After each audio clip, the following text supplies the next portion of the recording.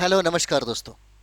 हम लोग उपस्थित हैं फर्स्ट रिवीजन के क्लास में बिहार स्पेशल, जिसमें हम लोग आज प्रैक्टिस सेट नंबर 13 देखेंगे। तो चलिए हम लोग प्रारंभ करते हैं और पहला प्रश्न हम लोग यहाँ पर देखते हैं। लोथल लोथल किस राज्य किस सभ्यता का एक बंदरगाह था? लोथल के बारे में पूछा जा रहा है। लोथल है ना। लोथल किस सभ्यता का एक बंदरगाह था? क्या यह हड़प्पा सभ्यता का बंदरगाह था, या मिस्र की सभ्यता का, या चीन की सभ्यता का, या मेसोपोटामिया की सभ्यता का? आंसर इसका ए हो जाता है। चलिए आगे हम लोग बढ़ते हैं। मगध का कौन सा राजा सिकंदर महान का समकालीन था? है ना। मगध का वह कौन सा राजा सिकंदर महान का समकालीन था? तो यहां पर देखिए 2 नंबर की अगर बात किया जाए तो ये घनानंद थे। आंसर इसका सी हो जाएगा, है ना, घनानंद। अगला प्रश्न यहां पर हम लोग देखते हैं और अगला प्रश्न हो जाता है, आनंद कुमार किस कोचिंग संस्थान के संस्थापक हैं? आनंद कुमार किस कोचिंग संस्थान के संस्थापक हो जाते हैं? तो यहां पर देखिए सुपर 30। आंसर इसका बी हो जाएगा, सुपर 30। नेक्स्ट हम लोग यहां पर देखेंगे, कौटिल्य का संबंध किस विश्वविद्यालय से था? कौटिल्य का संबंध जो है किस विश्वविद्यालय से हो जाएगा, है ना। तो कौन सा विश्वविद्यालय है? चलिए यहां पे हम लोग देखते हैं, कौटिल्य का संबंध किस विश्वविद्यालय से। चलिए 4 नंबर सवाल हम लोग यहाँ पे कर रहे हैं, है ना, 4 नंबर सवाल। तो यहाँ पर देखिए इसका आंसर तक्षशिला हो जाता है। तक्षशिला के प्राचार्य थे, है ना, जिनका नाम है विष्णुगुप्त चाणक्य कहते हैं हम लोग। इसका आंसर सी हो जाएगा, तक्षशिला। बिहार कितने राज्यों से घिरा हुआ है? बिहार कितने राज्यों से घिरा हुआ है? यहाँ पे 5 नंबर, है ना। इसका आंसर क्या होगा? 5 का ए आंसर हो जाएगा। कितने राज्य हो जाएंगे? तो यहाँ पे झारखंड है ना, वेस्ट बंगाल है, उत्तर प्रदेश हो जाएगा। एक इंटरनेशनल बाउंड्री सटती है बिहार के साथ।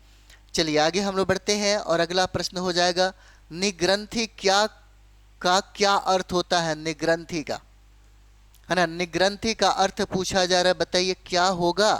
तो बंधन मुक्त हो जाता है ना, बंधन मुक्त। चलिए आगे हम लोग बढ़ते हैं। 7 नंबर सवाल हम लोग देखेंगे, लिंगानुपात के अनुसार देश में बिहार का कौन सा स्थान प्राप्त है?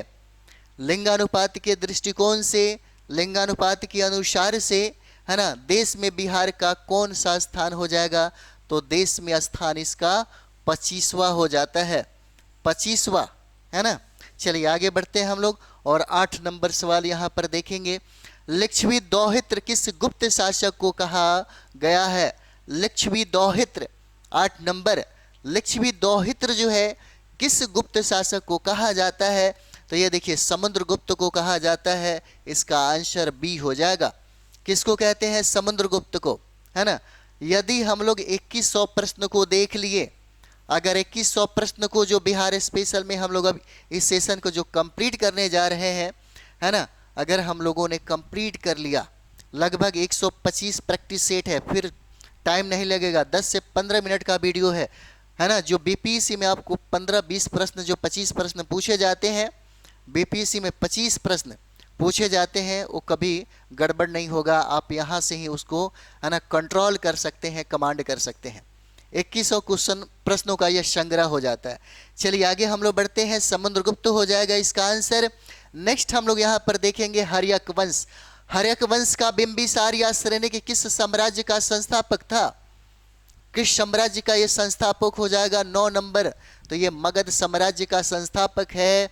इसका आंसर ए हो जाएगा, मगध साम्राज्य का संस्थापक। नेक्स्ट हम लोग यहाँ पर देखेंगे 10 नंबर सवाल, भारत के महान ज्योतिषाचार्य आर्यभट्ट का बिहार के किस नगर से गहरा संबंध रहा है? भारत के महान ज्योतिषाचार्य आर्यभट्ट का बिहार के किस राज्य से, किस नगर से गहरा संबंध रहा है? तो क्या होगा यहाँ पर? तो यहाँ पर देखिए पाटलिपुत्र, जिसको यही प्रश्न पिछले बार भी पूछा था, जिसको कुसुमपुर दे दिया, अजीमाबाद भी दे सकता है, पटना भी दे सकता है, पाटलिपुत्र भी दे सकता है, पाटलिग्राम भी दे सकता है, तो अभी पाटलिपुत्र दे दिया, है ना।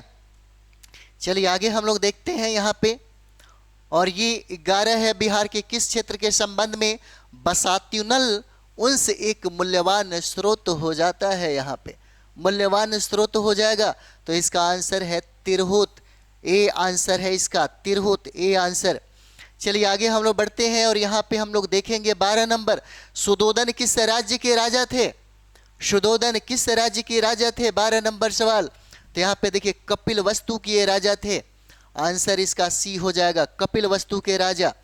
नेक्स्ट हम लोग हर्यक वंश के बाद मगध साम्राज्य पर किस वंश का शासन स्थापित हुआ था? किस वंश का शासन स्थापित हुआ यहाँ पे? तो मगध के बाद शिशुनाग का यहाँ पे वंश स्थापित हुआ। 13 का आंसर क्या होगा? बी हो जाएगा। हर्यक वंश के बाद मगध साम्राज्य पर किस वंश का शासन स्थापित हुआ? बी आंसर हो जाता है। नेक्स्ट हम लोग यहाँ पर देखेंगे 14 नंबर, गुप्त काल में आयुर्वेद के प्रसिद्ध वैद्य कौन थे? आयुर्वेद के, तो आयुर्वेद के सबसे प्रसिद्ध थे जिनका नाम है धन्वंतरी, है ना, धन्वंतरी नाम हो जाता है इनका। चलिए आगे हम लोग देखते हैं यहाँ पे 14 नंबर। चलिए 15 नंबर सवाल हम लोग यहाँ पर देखेंगे और 15 नंबर सवाल हो जाएगा कि हर्यक वंश के अंतिम शासक नागदशक की हत्या किसने की? बहुत इंपॉर्टेंट सवाल है ये आपका, है ना। हर्यक वंश के अंतिम शासक नागदशक की हत्या किसने किया? 15 नंबर। तो इसका आंसर शिशुनाग हो जाते हैं, इसका आंसर बी हो जाएगा। चलिए आगे बढ़ते हैं और अगला प्रश्न बहुत इंपॉर्टेंट है, कनहर नदी पर कौन सा जलप्रपात है ना, बहुत बेबी आई है, पूछा गया सवाल है कनहर नदी पर। कनहर नदी पर कौन सा जलप्रपात स्थित हो जाएगा? क्या जोन्हा हो जाएगा या गौतम धारा हो जाएगा या सुख लहरी हो जाएगा या आपका हुंडरू जलप्रपात हो जाएगा? तो इसका आंसर है डी है, हुंडरू जलप्रपात, और ये जो है कनहर नदी पर है, कनहर नदी पर। चलिए आगे बढ़ते हैं। धुआं कुंड जलप्रपात अक्सर पूछा जाता है एग्जाम में, अक्सर आपकी एग्जाम में पूछा जाता है कि धुआं कुंड जलप्रपात किस नदी पर स्थित हो जाएगा, है ना, काव नदी पर है या सकरी नदी पर है या तिलावे नदी पर है या सरिस्वा नदी पर हो जाएगा? तो यहाँ पर देखिए काव नदी है, बहुत ही बेबी आई है आपका धुआंधर जलप्रपात। चलिए आगे हम लोग देखेंगे चंद्रगुप्त मौर्य का मित्र, चंद्रगुप्त मौर्य का मित्र दार्शनिक तथा मार्गदर्शक कौन था? बहुत ही इंपॉर्टेंट है ना, यहाँ पे बहुत ही इंपॉर्टेंट सवाल हो जाएगा, कौन थे? चंद्रगुप्त मौर्य का मित्र, दार्शनिक और मार्गदर्शक कौन थे? तो यहाँ पर देखिए यही विष्णुगुप्त हैं। विष्णुगुप्त को कौटिल्य कहते हैं, चाणक्य भी कहा जाता है, इसका आंसर डी हो जाएगा। और यहाँ पे हम लोग देखेंगे 19 नंबर सवाल, हेमचंद्र गुजरात के किस वंश के शासक के दरबार में रहने वाला विद्वान है ना, हेमचंद्र गुजरात के किस वंश के शासन के दरबार में रहने वाला विद्वान हो जाएगा? तो यहाँ पर देखिए ये चालुक्य वंश के दरबार में रहने वाले ये विद्वान हो जाते हैं।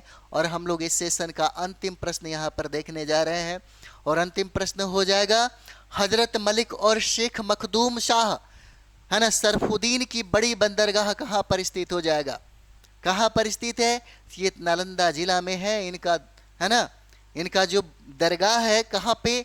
तो नालंदा जिला में है ये, इसका आंसर ए हो जाता है। तो हम लोग मिलते हैं अगले वीडियो में। थैंक यू वेरी मच आप सभी लोगों का।